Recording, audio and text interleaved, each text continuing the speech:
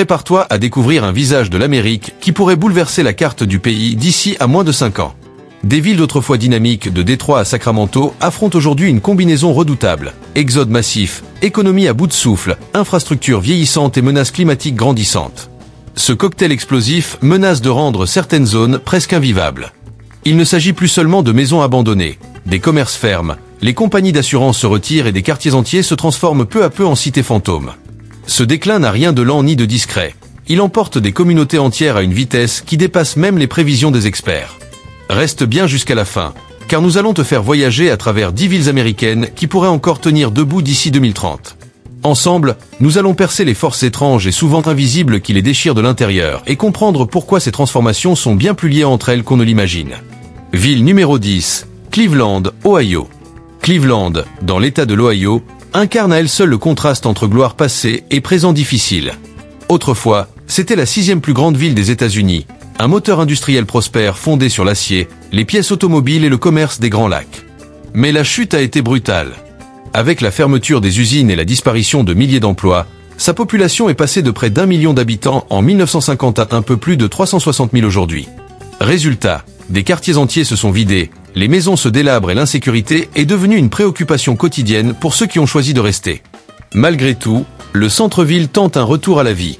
De nouveaux immeubles d'habitation, des stades modernisés et une zone côtière réaménagée redonnent un peu d'espoir à la ville. Mais ce renouveau reste concentré. À l'est, de nombreux quartiers demeurent oubliés, marqués par la pauvreté, des écoles à la traîne et des infrastructures vieillissantes.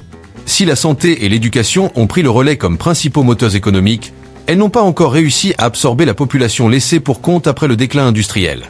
Aujourd'hui, Cleveland se trouve à la croisée des chemins. D'un côté, un centre urbain en pleine modernisation. De l'autre, des zones sinistrées où le temps semble s'être arrêté. Et à tout cela s'ajoute le dérèglement climatique, avec des pluies plus violentes et des inondations de plus en plus fréquentes. La question est claire. Cleveland parviendra-t-elle à combler le fossé entre prospérité et abandon? Si elle échoue, la ville pourrait devenir, d'ici 2030, le symbole même des contrastes américains. Un cœur vibrant entouré d'anneaux de déclin grandissant. Une preuve vivante que la réussite et la ruine peuvent cohabiter au sein d'une même cité. Ville numéro 9, Saint-Louis, Missouri. Saint-Louis fut autrefois l'une des grandes fiertés industrielles du pays. Port fluvial, carrefour ferroviaire, ville d'usine, elle incarnait la puissance économique de l'Amérique d'après-guerre. Dans les années 1950, plus de 850 000 habitants y vivaient. Aujourd'hui, ils ne sont plus que 300 000 environ. Ce déclin vertigineux a laissé derrière lui des quartiers entiers désertés. Façades murées, usines à l'abandon, vitrines vides, autant de cicatrices visibles d'un passé prospère désormais révolu. La disparition du secteur manufacturier a entraîné un exode massif vers les banlieues, laissant la ville piégée dans un cercle vicieux de pauvreté, de criminalité et de perte de revenus fiscaux. Le problème le plus criant, la violence. Saint-Louis affiche l'un des taux de criminalité les plus élevés du pays, ce qui pousse encore plus de résidents à partir et décourage les nouveaux arrivants. Certes, les maisons y coûtent en moyenne 170 000 $, bien en dessous de la moyenne nationale. Mais cette accessibilité cache un désintérêt croissant.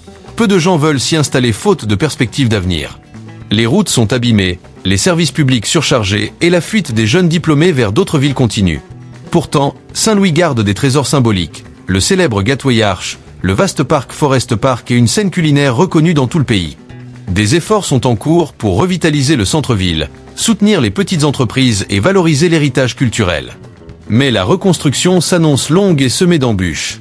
Pour renaître, la ville devra avant tout enrayer la violence, attirer les investissements et redonner vie à ces quartiers oubliés. Résiliente, Saint-Louis garde l'espoir de transformer les blessures de son passé en tremplin vers un avenir plus stable.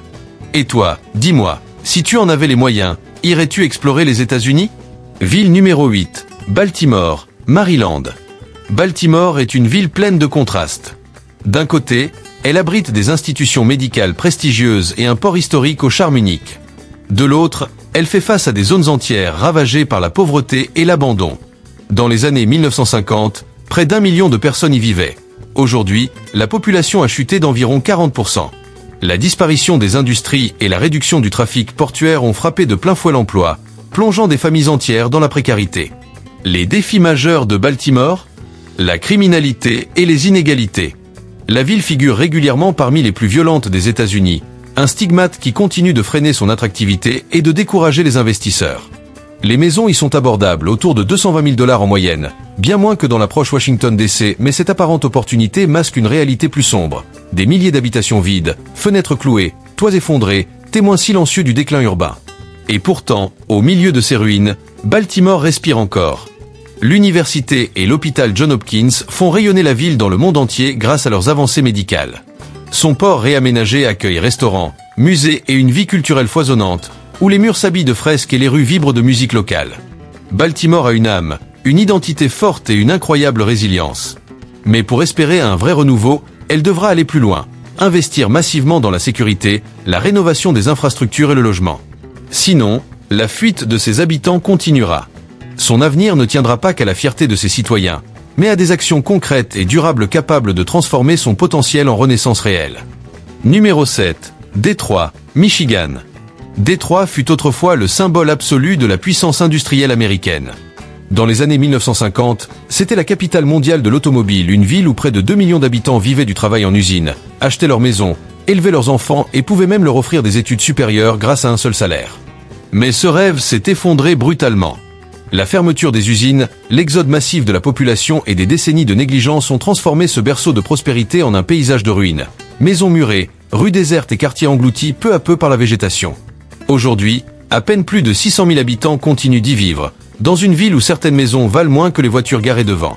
La criminalité reste endémique, avec des taux de violence plusieurs fois supérieurs à la moyenne nationale. Le simple fait de choisir un trajet ou un quartier devient une question de prudence, surtout une fois la nuit tombée. À cela s'ajoute une infrastructure vieillissante, incapable de faire face aux fortes pluies récentes, provoquant inondations et dégâts qui aggravent encore les difficultés économiques. Malgré tout, quelques signes de renouveau apparaissent. Un centre-ville rénové, des restaurants modernes, des espaces culturels qui tentent de redonner de la vie à certains secteurs. Mais ces petites poches de dynamisme ne suffisent pas à masquer les centaines d'îlots en ruine qui les entourent. Chaque année, des milliers de résidents quittent Détroit à la recherche d'un avenir plus sûr et plus stable. Et selon les spécialistes, si rien ne change, la ville pourrait bientôt se réduire à un centre moderne cerné par un immense désert urbain. Le vrai défi de Détroit n'est plus d'attirer de nouveaux habitants, mais de convaincre ceux qui sont encore là que leur ville mérite qu'ils s'y accrochent. Numéro 6. Flint, Michigan. Flint est tristement célèbre pour sa crise de l'eau contaminée, mais son histoire dépasse largement ce drame. À une époque, c'était un bastion industriel prospère, construit autour de General Motors. Dans les années 1960, près de 200 000 personnes y vivaient, attirées par des emplois stables et bien rémunérés. Aujourd'hui, ils ne sont plus que 94 000, un effondrement démographique qui reflète des décennies de désindustrialisation, de pauvreté et d'exode. Partout, les traces du passé sautent aux yeux, usines vides, squelettes métalliques, maisons abandonnées. Le coût de la vie y est bas, mais la valeur immobilière témoigne d'une faible demande. Et au-delà de l'économie, Flint porte toujours les cicatrices de la catastrophe de 2014, lorsque des milliers de résidents ont été exposés au plomb dans leur eau potable. Des années plus tard, la méfiance envers les autorités demeure, tout comme le sentiment d'abandon. Les problèmes s'accumulent. Plus d'un tiers des habitants vit sous le seuil de pauvreté, la criminalité est 3 fois supérieure à la moyenne nationale, et les écoles peinent à se maintenir ouvertes. Beaucoup ont l'impression qu'on les a laissés tomber, que la sécurité, l'éducation et les opportunités leur ont échappé. Et pourtant, tout n'est pas perdu. Au milieu du chaos, une nouvelle génération tente de redonner vie à la ville. Des associations transforment des terrains vagues en potagers urbains, des jeunes s'impliquent dans des programmes sociaux, et certains bâtiments historiques retrouvent leur éclat d'autrefois. Le défi est immense, d'autant que Flint doit désormais composer avec de nouvelles menaces, comme les pluies diluviennes et les inondations. Mais ceux qui choisissent de rester le font par conviction.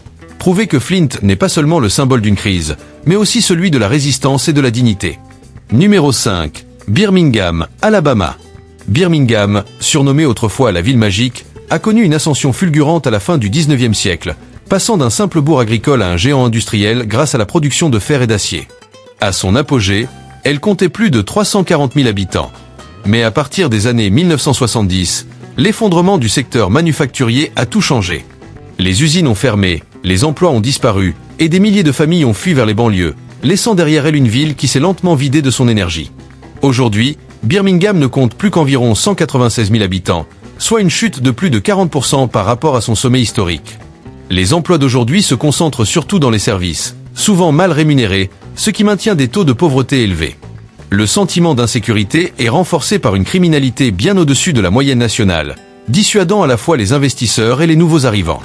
Les logements, eux, restent abordables, parfois autour de 100 000 $, mais cette accessibilité traduit une demande faible. De nombreux terrains vagues et maisons abandonnées ponctuent encore les quartiers. Malgré tout, Birmingham n'a pas dit son dernier mot. La ville a misé sur la rénovation de certaines zones du centre. Nouveaux restaurants, brasseries, espaces culturels et initiatives touristiques liées à son rôle clé dans le mouvement des droits civiques. Ces efforts ont redonné un souffle, mais ils restent concentrés dans des zones limitées, laissant d'autres parties de la ville à la traîne. Son avenir dépendra de sa capacité à attirer des investissements, renforcer la sécurité et moderniser ses infrastructures. Birmingham a déjà prouvé qu'elle savait renaître de ses cendres, mais la grande question demeure. Saura-t-elle se réinventer une fois encore pour retrouver sa magie d'antan? Numéro 4. Gary, dans l'Indiana. Fondée en 1906, Gary a vu le jour comme une cité entièrement pensée pour soutenir l'imposante industrie sidérurgique américaine. Pendant des décennies, elle a symbolisé la prospérité. Salaires élevés, syndicats puissants, quartiers pleins de vie, et un horizon dominé par les usines et leurs hautes cheminées. Tout semblait solide, presque éternel. Mais cette époque dorée n'a pas duré. L'automatisation, la concurrence étrangère et les crises du secteur ont fini par ébranler les fondations de la ville. Ce qui fut jadis un moteur industriel s'est lentement transformé en symbole de déclin. Dans les années 1960, Gary comptait près de 180 000 habitants. Aujourd'hui, il en reste à peine un peu plus de 66 000. Les écoles ferment les unes après les autres. Les maisons se vendent pour presque rien et des quartiers entiers donnent l'impression d'avoir été figés dans le passé. La criminalité, elle, reste un fléau récurrent. Le taux de délit y est environ 2 fois supérieur à la moyenne nationale. Même si une petite partie de la production d'acier survit encore, le nombre d'emplois n'a plus rien à voir avec celui des jours de gloire. Les jeunes, en quête d'un avenir meilleur, quittent la ville, laissant derrière eux un endroit qui se bat pour ne pas s'effondrer complètement. Et pourtant, tout n'est pas perdu. Certains commerces renaissent, des logements sont rénovés, et des projets de redéveloppement voient le jour. Mais ces avancées demeurent fragiles. La mauvaise réputation de Gary freine les investisseurs, tandis que ses routes, ses infrastructures et ses services publics nécessitent des millions de dollars en réparation, que la municipalité n'a tout simplement pas. Son avenir reste flou, et beaucoup redoutent que la population descende sous la barre des 60 000 habitants d'ici 2030. La grande question est donc la suivante. Gary parviendra-t-elle à se réinventer, ou restera-t-elle le symbole d'une Amérique industrielle oubliée? Numéro 3. La Nouvelle-Orléans, en Louisiane. La Nouvelle-Orléans n'a pas d'équivalent aux États-Unis. C'est une ville où la musique, la culture et l'histoire s'entremêlent à chaque coin de rue. Son âme vibrante attire le monde entier, mais derrière cette atmosphère magique se cache une réalité bien plus complexe. Depuis les années 1960, sa population n'a cessé de diminuer. Le coup le plus dur est arrivé en 2005 avec l'ouragan Katrina, qui a tout ravagé en quelques heures. Des milliers de familles ont tout perdu du jour au lendemain. Même si la ville a réussi à se relever au fil des années, certains quartiers n'ont jamais retrouvé leur dynamisme d'autrefois. Et d'autres menaces continuent de planer. La violence, la pauvreté, la montée du coût de la vie. Autant de raisons qui poussent encore des habitants à partir. Les prix de l'immobilier, autrefois abordables, ont grimpé en flèche. En 10 ans, ils sont passés d'environ 160 000 à plus de 280 000 $, alors que les salaires, eux, stagnent.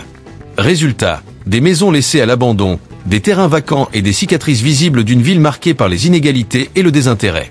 Mais le plus grand danger, c'est le climat. La majorité de la Nouvelle-Orléans se trouve en dessous du niveau de la mer. Elle dépend de digues et de pompes qui sont mises à rude épreuve chaque année à cause de la montée des eaux et des tempêtes de plus en plus violentes. Les assurances deviennent inabordables pour de nombreux propriétaires, ce qui accélère encore l'exode. L'économie locale repose surtout sur le tourisme, le port et la vie culturelle, qui restent les piliers de sa survie. Cependant, derrière cette façade colorée et festive se cachent des zones entières appauvries et un chômage élevé. Aujourd'hui, la Nouvelle-Orléans se retrouve à un carrefour. Réussira-t-elle à se réinventer une nouvelle fois, ou continuera-t-elle de se vider peu à peu de ses habitants? Et toi, de quelle région nous regardes-tu? Quelle image as-tu des États-Unis en ce moment? Numéro 2. Fresno, en Californie. Située au cœur de la vallée centrale, Fresno est depuis longtemps l'un des bastions agricoles du pays, nourrissant l'Amérique grâce à ses terres fertiles. Pendant des années, elle était perçue comme une ville abordable, idéale pour les familles cherchant une alternative moins chère aux zones côtières. Mais cette image a radicalement changé. En quelques années, le prix des maisons a explosé, de 180 000 $ en 2015 à près de 400 000 $ en 2024. Les salaires, eux, n'ont pas suivi. Résultat, de plus en plus de familles peinent à rester sur place, étouffées par des loyers et des crédits immobiliers devenus insoutenables. La criminalité ajoute une autre couche de tension. Environ 680 crimes violents pour 100 000 habitants, un chiffre nettement supérieur à la moyenne nationale. Les cambriolages et les vols touchent aussi bien les résidents que les petits commerçants, fragilisant encore davantage l'économie locale. Si l'agriculture reste le cœur battant de Fresno, elle subit les effets des sécheresses, du manque d'eau et du changement climatique. Le chômage y dépasse la moyenne américaine, et les salaires demeurent inférieurs à ceux des grandes métropoles californiennes, limitant les perspectives d'avenir. À cela s'ajoute un lourd fardeau environnemental. Fresno figure parmi les villes les plus polluées du pays. Les étés brûlants, combinés à la fumée des incendies, rendent l'air presque irrespirable, surtout pour les enfants et les personnes âgées. La crise du logement, elle aussi, s'aggrave. Des campements précaires se multiplient le long des canaux et sur des terrains vacants. Les aides publiques existent, mais elles sont loin de suffire. C'est pourquoi de nombreuses familles choisissent désormais de partir vers d'autres comtés ou même d'autres États, espérant trouver un coût de vie plus supportable. L'avenir de Fresno dépendra de sa capacité à diversifier son économie, à rendre le logement plus accessible et à équilibrer développement et durabilité. Faute de quoi, elle risque de perdre sa vitalité et de s'effacer du paysage californien. Numéro 1. Sacramento, Californie. Capitale de la Californie, Sacramento a longtemps été considéré comme un havre paisible et abordable, loin de l'agitation de San Francisco ou Los Angeles. Ses quartiers tranquilles, ses prix raisonnables et son mode de vie détendu attiraient de nombreuses familles. Mais depuis 20 ans, cette image s'est fissurée. La population a bondi pour dépasser le demi-million d'habitants, et avec la pandémie, les prix immobiliers se sont envolés, de 340 000 $ en 2020 à plus de 485 000 en 2022. Les loyers, eux aussi, se sont affolés, entraînant une vague de saisies et d'expulsions. Aujourd'hui, la crise des sans-abri s'étale à ciel ouvert, dans les parcs, sous les ponts, le long des routes. Cette croissance rapide et désordonnée commence à peser lourd. Les embouteillages sont devenus monnaie courante, les infrastructures d'eau et d'électricité sont saturées, et la sécurité suscite de plus en plus d'inquiétudes. Même si Sacramento reste moins violente que Los Angeles, le taux de crime dépasse désormais la moyenne nationale. Les cambriolages et vols de commerce sont fréquents, et le sentiment d'insécurité grandit. Ce qui était autrefois un refuge tranquille se transforme peu à peu en une métropole sous pression. En plus de cela, Sacramento affronte de plein fouet la crise climatique. Des étés dépassant régulièrement les 40 degrés saturent le réseau électrique et mettent en danger les habitants les plus vulnérables, tandis que les tempêtes hivernales provoquent inondations et dégâts records. La question est désormais claire. Jusqu'où Sacramento pourra-t-elle supporter cette tension entre croissance, coût de la vie et fragilité environnementale? Chaque ville évoquée dans cette vidéo illustre une facette différente de la réalité urbaine américaine. Certaines luttent contre le déclin économique, d'autres contre les inégalités ou les effets du changement climatique. Mais toutes partagent un même défi, celui de se réinventer pour survivre. Et c'est justement ce qui rend ces histoires si importantes à raconter. Parce qu'au-delà des chiffres et des problèmes, elles parlent d'êtres humains, de familles et de communautés qui refusent d'abandonner. Si tu as apprécié cette analyse, pense à laisser un like, à t'abonner pour découvrir les prochains épisodes, et à partager la vidéo pour faire connaître la réalité de ces villes à plus de monde. Et surtout, dis-nous en commentaire, quelle ville t'a le plus marqué, et pourquoi? Ton avis compte vraiment pour nous. Cette vidéo a un objectif purement informatif et éducatif. Elle vise à analyser les défis économiques, sociaux et environnementaux auxquels certaines villes américaines sont confrontées en 2025, sur la base de données publiques, d'articles journalistiques et d'études urbaines. Les termes ou expressions utilisés comme crise, déclin, pauvreté, criminalité ou effondrement ne sont ni exagérés, ni destinés à choquer. Ils servent uniquement à décrire des réalités socio-économiques observées et à susciter une réflexion constructive sur les transformations urbaines. Aucune partie de ce contenu ne cherche à stigmatiser, diffamer ou porter atteinte à une communauté, une ville ou un groupe social. L'intention est d'informer, sensibiliser et encourager la discussion sur des sujets d'intérêt public, dans le respect total des règles de YouTube et de sa politique de contenu.